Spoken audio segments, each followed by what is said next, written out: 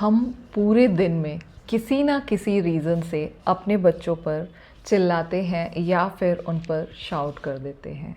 जैसे कभी हमने हमारे बच्चे को मिल्क पीने के लिए दिया है या बच्चे ने होमवर्क कंप्लीट नहीं किया है, तो उस पर हमारा रिस्पॉन्स क्या होता है?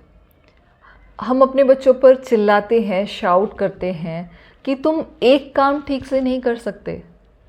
अब आप ही सोचिए पेरेंट्स कि इस तरीके का बिहेव करके या ऐसी बातें करके हम अपने बच्चों के ब्रेन में क्या मैसेज डाल रहे हैं कि वो कोई काम ठीक से नहीं कर सकता।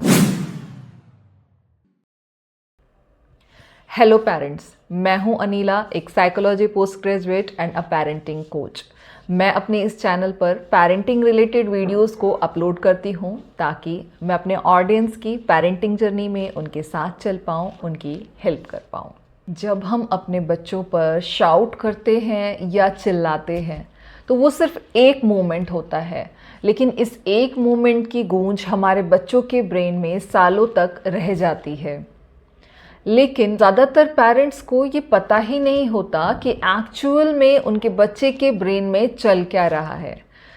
आज की इस वीडियो में हम डिकोड करेंगे बच्चों के ब्रेन का साइंस, समझेंगे किस तरीके से इमोशनल मेमोरीज बनती है और कैसे बार बार शाउटिंग हमारे बच्चों के ब्रेन की वायरिंग को साइलेंटली चेंज कर देती है।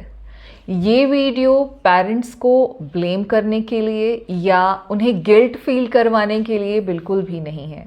ये वीडियो पेरेंट्स को अवेयर करने के लिए, उन्हें एम्पावर करने के लिए है।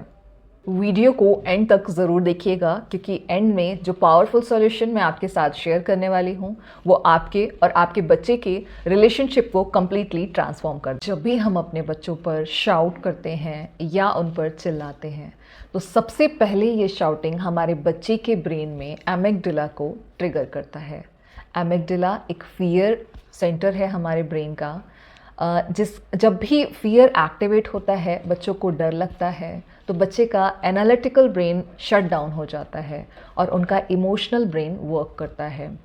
तभी तो किसी पर्टिकुलर बिहेवियर को लेकर के या किसी एक्टिविटी को लेकर के हम अपने बच्चों को डांटते रहते हैं, उन पर चिल्लाते रहते हैं, फिर भी हम उनके बिहेवियर को चेंज नहीं कर पाते क्योंकि तब हमारे बच्चे का ब्रेन ना तो कुछ सीखने की मोड में होता है, ना कुछ सुनने के मोड में होता है, ना ही कुछ समझने के मोड में होता है।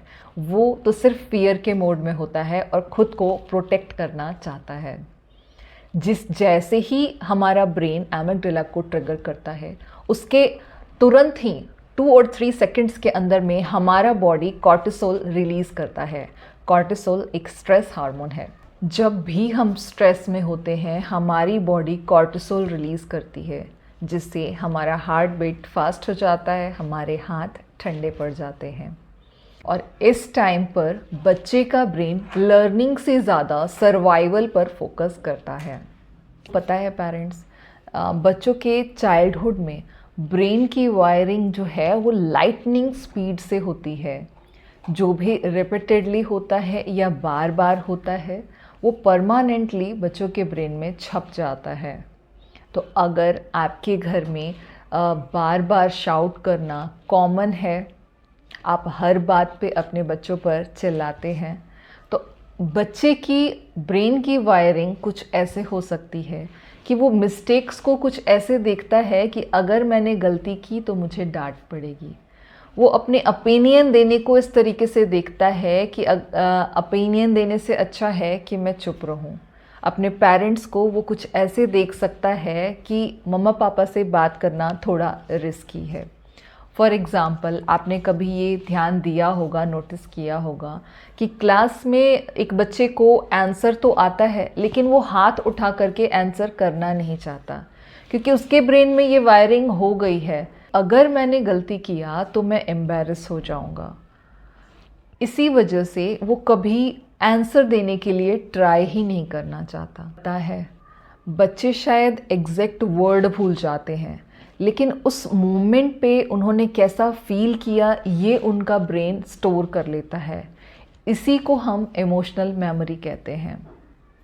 उन्हें शायद ये याद नहीं होगा कि मिल्क क्यों गिरा था, क्या हुआ था उस दिन, लेकिन उन्हें ये ज़रूर याद होगा कि मम्मा पापा ने मुझ पे गुस्सा किया था और मुझे बहुत डर लगा था। और जब बच्चों को हम पेरेंट्स ही अनसेफ लगने लगते हैं तो वो अपनी बातें शेयर करना हमसे बंद कर देते हैं, और फिर इस पर पेरेंट्स कहते हैं कि मैम मेरा बच्चा मुझसे अपनी बातें शेयर नहीं करता। इसीलिए मैं कहती हूँ कि डिसिप्लिन से ज़्यादा बच्चों के साथ कनेक्शन बनाना ज़रूरी है। आइए अब बात करते हैं कुछ ऐसे सॉल्यूशंस के बारे में जो कि आपके और आपके बच्चे के रिलेशनशिप को कम्प्लीटली ट्रांसफॉर्म कर देगा। Number 1, pause technique. जब भी आपके बच्चे से कुछ गलती हो जाए तो तुरंत उस पर रिएक्ट करने के बजाय 5 सेकंड्स के लिए रुकिए। फॉर एग्ज़ाम्पल, अगर आपके बच्चे से मिल्क गिर गया है तो आपको उस पर ऐसे नहीं चिल्लाना है कि तुम कब सीखोगे। इंस्टेड आप कह सकते हो, आप ये बोल सकते हो कि उप्स, आपसे मिल्क गिर गया, कोई बात नहीं, चलिए बेटा हम दोनों साथ में मिल कर के मिल्क को क्लीन करते हैं। इस तरीके से आप अपने बच्चे को डिसिप्लिन भी सिखा रहे हैं और साथ ही साथ आप उनको सेफ्टी भी प्रोवाइड कर रहे हो। Second, volume low, impact high. Research भी यही कहता है कि काम वॉइस ज़्यादा इफ़ेक्टिव होता है। अगर आपके बच्चे ने होमवर्क कंप्लीट नहीं किया है तो आप इस तरीके से चिल्लाने के बजाय कि बस तुम्हें तो सिर्फ फ़ोन चाहिए, आप उनसे ये कह सकते हो कि बेटा आपको होमवर्क कंप्लीट करने में क्या डिफ़िकल्टी आ रही है, क्या मैं आपकी हेल्प करूं? इस तरीके से आप अपने बच्चे को बिना डराए, बिना उन पर चिल्लाए उनको प्रॉब्लम सॉल्विंग सिखा रही हैं। Third, repair after shouting. अगर आप अपनी तरफ से पूरी तरीके से ये कोशिश कर रही हैं कि आपको अपने बच्चे पे शाउट नहीं करना है, आप अपने बच्चे पे चिल्लाना नहीं चाहते हो, लेकिन कभी किसी कारण से आप अपने बच्चे पर शाउट कर देती हैं, तो आपको उस टाइम पर गिल्ट में नहीं जाना है, परेशान नहीं होना है कि शायद मैं अच्छी मम्मी नहीं हूँ। आपको पता है कोई भी दुनिया में परफेक्ट नहीं है। अगर आपसे कभी शाउट हो जाए, आप कभी चिल्ला देते हो, तो आपको कुछ नहीं करना है, बस आपको अपने बच्चे के पास जाना है और सॉफ्टली अपने बच्चे से बात करनी है कि बेटा मुझे इतना लाउड नहीं होना चाहिए था, आई एम सो सॉरी। इस तरीके से पता है आप अपने बच्चे को एक लाइफ चेंजिंग लेसन सिखा रही हैं कि मिस्टेक्स कैन बी रिपेयर्ड, और इस तरीके से आपके बच्चे का आपके प्रति ट्रस्ट इंस्टेंटली ग्रो होता है। आज से 20 साल के बाद जब आपका बच्चा किसी टफ सिचुएशन में होगा तो ज़रा ये सोचिए, इस बात पर ध्यान से सोचिए कि वो खुद से क्या बोलेगा। क्या वो ये बोलेगा कि आई कैन हैंडल दिस, या फिर वो ये बोलेगा कि मुझसे कोई भी काम ठीक से नहीं होता। क्योंकि बच्चे वो नहीं बनते जो हम चाहते हैं, बच्चे वो बनते हैं जिस तरीके से हम उनसे बातें करते हैं। तो बच्चों पे कंट्रोल नहीं, बच्चों के साथ कनेक्शन चुनिए। फ्रेंड्स, हर एक पेरेंट को ये बात समझना बहुत ज़रूरी है, तो ज़्यादा से ज़्यादा पेरेंट तक इस वीडियो को शेयर कीजिए। मिलते हैं नेक्स्ट वीडियो में एक और नए पेरेंटिंग पर्सपेक्टिव के साथ में। Till then, stay calm, stay kind and keep loving. Thank you so much for watching Happy Parenting.